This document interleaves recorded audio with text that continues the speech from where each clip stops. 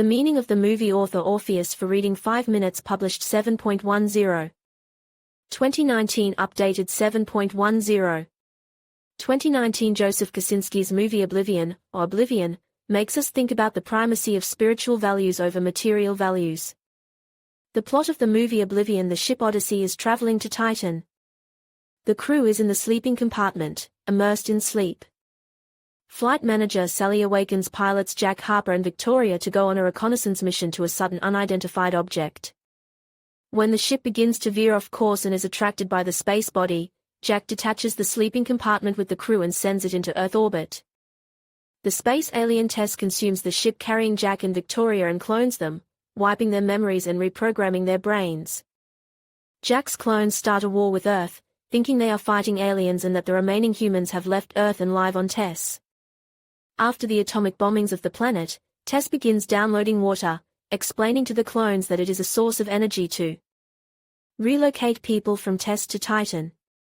60 years later, Victoria and Jack's clones inhabit Station Number 49, operating drones and cleansing Earth of humans resisting the total destruction of life on the planet. On the station, which Victoria thinks is paradise, they have everything: comfort, sex, the hope that they will soon leave Earth and live on Titan. But something has gone wrong. Jack's clone begins to emerge from oblivion, meeting his wife Julia, who has landed with the sleeper crew after 60 years.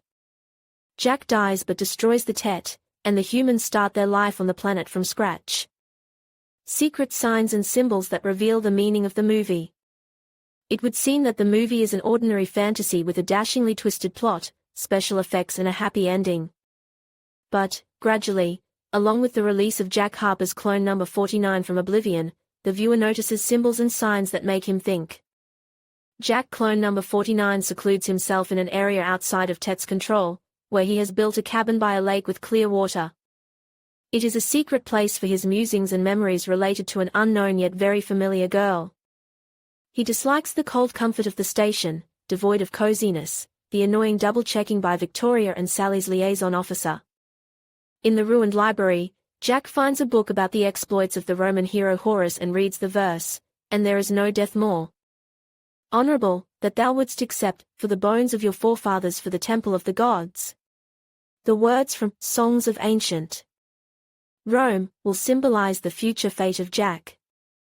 He really begins to doubt the correctness of his actions when he sees the drone number 166 shooting the survivors of the Earth ship. On the number of the drone 166, the authors of the movie emphasize, he shot the scavengers in the library, he destroyed the people. From the ship, he attacks the colony of surviving inhabitants of Earth, who explain who Jack is really fighting. According to numerology, the sum of the numbers 166 is 13. It is the number, which means death. The symbol is also the moon destroyed by Tet.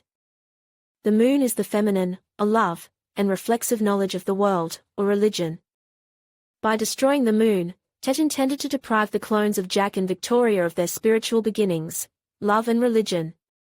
Meeting Julia, Jack becomes convinced that he is a victim of Theta, who, by manipulating his and Victoria's consciousness, has flipped the essence into the opposite sense, rigidly controlling their actions.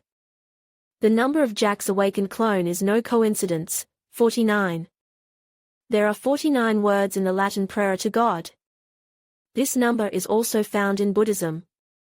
The scene on the observation deck of the Empire State Building, where Jack tells Julia, "I'll show you the future," is no less symbolic. We see the Freedom Tower, a symbol of U.S. financial power, which is also part of the message to the viewer. The destroyed Pentagon is symbolic as well. At the end of the movie we are shown the theta, a triangle with an eye in the middle. The Masonic sign of the all-seeing eye, or the radiant delta. Symbolic of the name of Jack's ship. Odysseus defeated the one-eyed Cyclops. Technology, cloning, if you create special conditions, make people forget about their kinship, their god, pervert reliable information. People stop thinking critically and turn into easily controllable clones. So much so that they can mistake their own for strangers. And by indoctrinating the crowd of clones in its importance in the fight against their own strangers, promising it a bright future.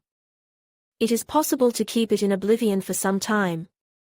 But sooner or later the deceived people will come out of oblivion because they have a soul. A happy ending. After the death of Jack, people began to inhabit the planet in harmony with each other and nature. Julia had a daughter. They live in a house by the lake, built by Jack. Jack, clone number 52, came to Julia and said, "I'm Jack Harper and I've come home." Jack came back as Horus, who destroyed the bridge and threw himself into the Tiber. The movie's finale is a reminder of the cyclical nature of human societal development. The demise of empires, steeped in vice and neglecting universal values, is natural, as is the rebirth of a new society on the ruins of the old. And Jack's emergence from oblivion is not accidental, because his clone number 52, or 5+2, has traveled the same path. We are warned once again that the corrupted worlds that have fallen under the power of darkness will be destroyed, only to be reborn from the ashes, and fall back into sinfulness.